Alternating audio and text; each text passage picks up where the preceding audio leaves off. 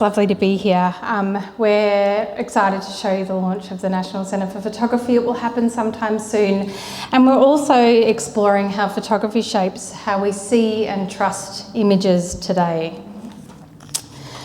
So, what makes something real? The hand, the labour, the light, or simply the story we agree to believe? In 2023, Boris L. Dagson refused a major photography prize after revealing his winning image was AI generated. Reality, it seems, is negotiable. In 2023, the Australian Financial Review published an AI image of Sam Kerr holding a trophy she never won. Thousands saw it. Actually, it was behind a paywall, so they actually paid to see it, and it was widely mocked. You can look at the hands. Imagine if the ABC had published something like this. Trust still depends on human judgment and editorial standards. In 2024, this perfect Greek island image went viral online. White buildings, impossible light, perfect water. Thousands commented, "I want to go there." The place doesn't exist. But the desire was completely real. Santorini now looks like on the right. When AI first emerged, you can see here in our prize entries, the flaws were obvious: extra fingers, strange anatomy, misaligned eyes. The machine hadn't mastered reality yet. The imperfections were reassuring to us, the flaws felt strangely authentic, and it's now difficult to mimic those early generation accidents.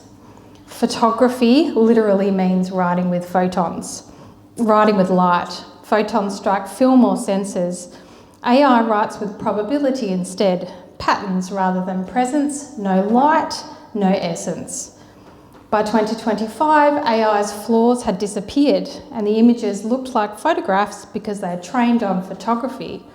This is Anna Ridler's mosaic virus, revealing what's hidden: thousands of tulip images classified, photographs and labelled by human labour before the machine can generate anything at all. This image of the tulips is controlled by the price of Bitcoin.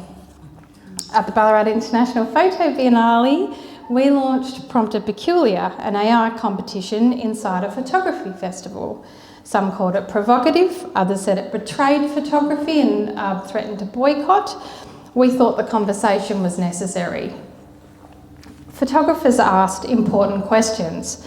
Where is the risk and acknowledgement, the decisive moment? Who paid for this work?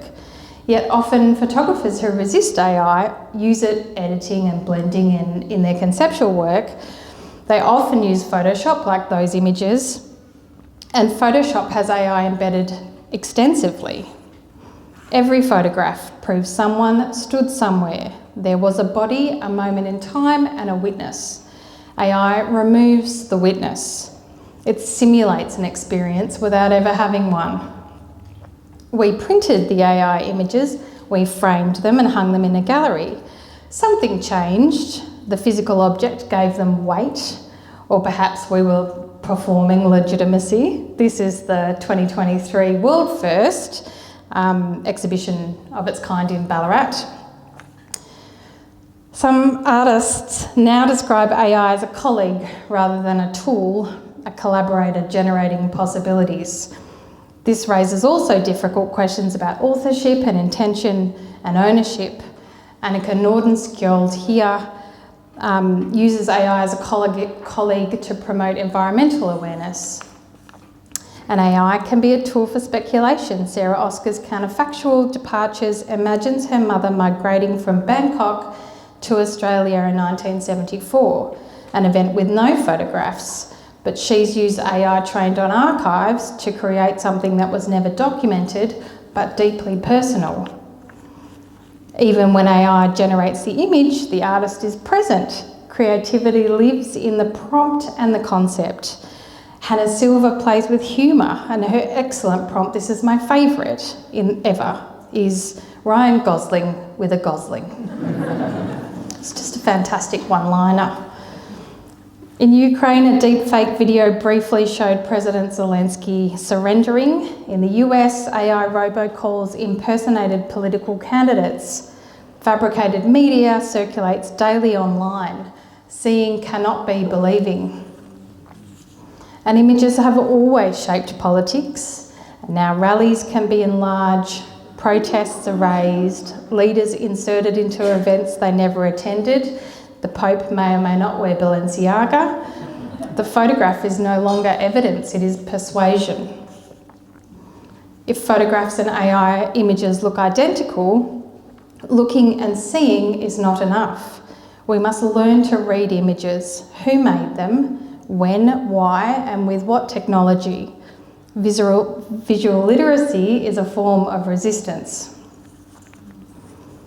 And visual literacy now demands forensic thinking, checking metadata, tracing sources, analysing artefacts, and creative inquiry. We learn to read between the lines, imagine what's hidden, and question the stories the images seem to tell, looking through the images and interrogating what we see.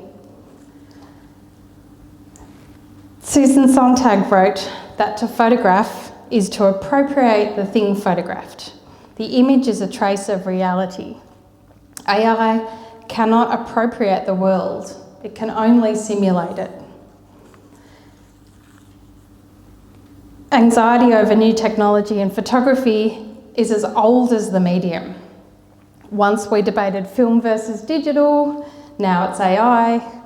Each shift reveals what we truly value: presence, labour, risk, and the simple act of standing somewhere. And that act and that choice is the essence. Thank you.